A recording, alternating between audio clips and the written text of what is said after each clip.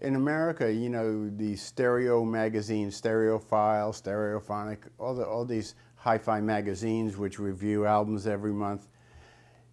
It seems every time they have a greatest albums of the 20th century, and there'll be the greatest classical, the greatest blues, the greatest rock album.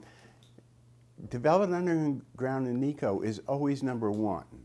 All the writers and the DJs know what a really influential, impacting album that was and love it themselves.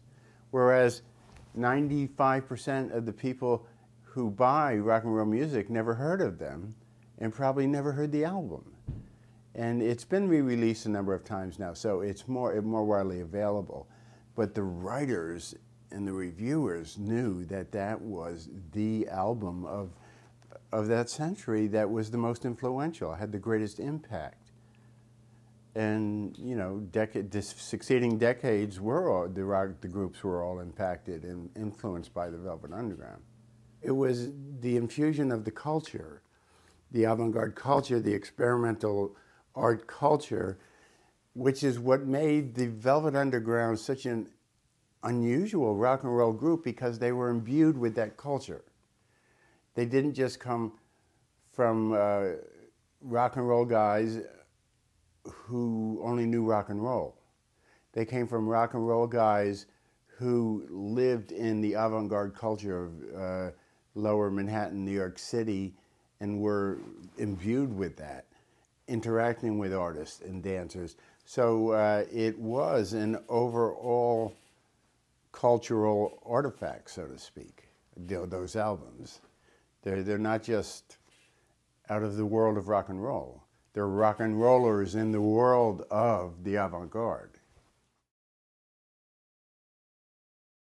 White Light, White Heat is absolutely insane. But it's so perfect. It's a perfect album. The first 3 albums are perfect, I think.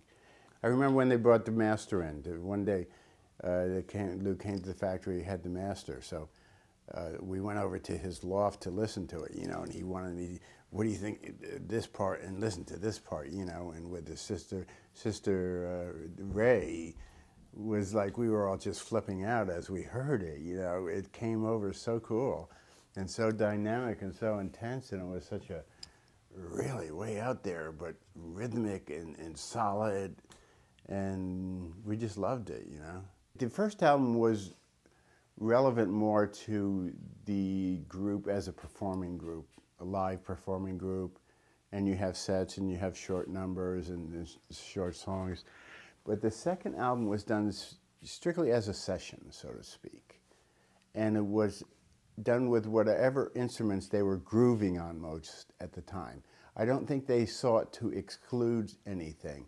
I think they were just like whatever instruments John and Lou and Sterling Moe, and wherever they were with those instruments at that time, is what was used to make the album in that session. It was strictly, you know, the dynamic of what they were into at the time.